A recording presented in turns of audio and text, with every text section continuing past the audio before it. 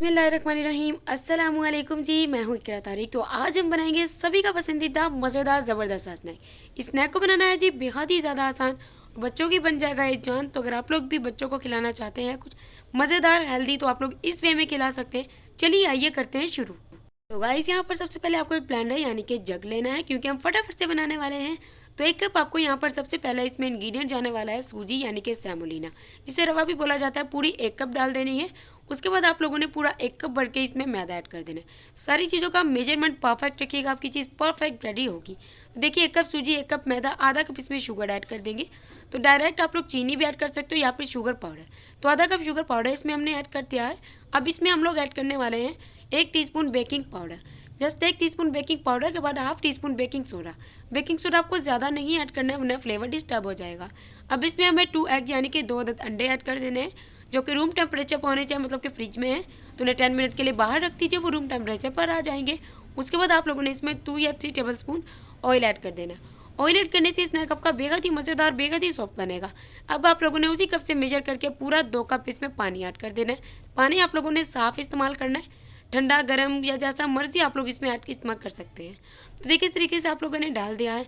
उसके बाद आप लोगों ने इसमें चंद कतरे या फिर half tea spoon vanilla essence या कोई भी एसेंस ऐड कर सकते हैं, जिससे स्नैक में बेहतरीन सी खुशबू आएगी।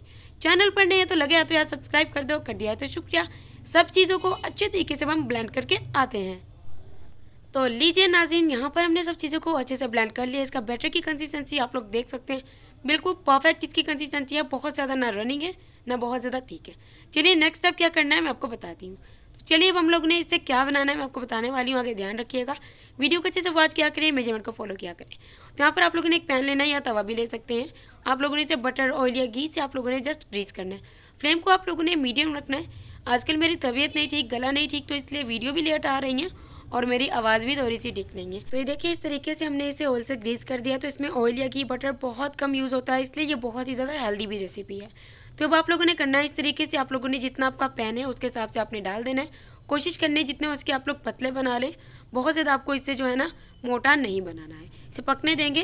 जब इसके ऊपर इस तरीके से बबल्स आ जाएंगे, फिर ईजी हो के आप लोगों ने एक स्ट्रेट चम्मच के साथ आपने इस तरीके से इसकी साइड को चेंज कर देना है। तो आपको एक्स्ट्रा कोई घी वगैरह नहीं डालना है। इस तरीके से इसकी जो लुक है वो आ जानी चाहिए दोनों साइडों से 5 मिनट के लिए।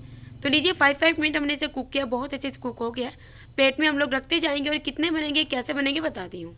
तो देखिए, इस तरीके से आप लोग इसको प्लेट में रखते जाइएगा। इस मेथड से आपके 6 यानी कि 6 ये बनकर तैयार होंगे।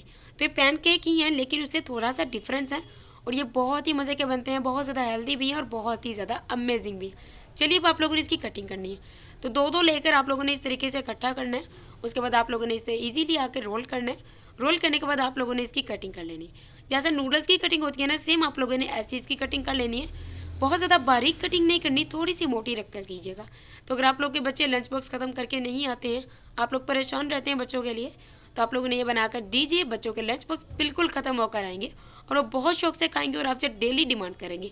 तो इसके एंड पर जो हमने चॉकलेट सिरप का यूज़ किया है, उसकी रेसिपी बहुत जल्द मैं देने वाली हूँ कि आप लोग 100 या 200 रुपये के अंदर अंदर चॉकलेट सिरप अपने घर पर बना सकते हो, बच्चों को खुश कर सकते हो। तो लीजिए, इस तरीके से हम लोगों ने कटिंग कर ली है और ठंडा होने के बाद आप लोग कटिंग कीजिएगा ताकि आप लोगों का हाथ नहीं चले। अब आप लोग इसकी प्लेट कैसे बनाएंगे बताती हूँ।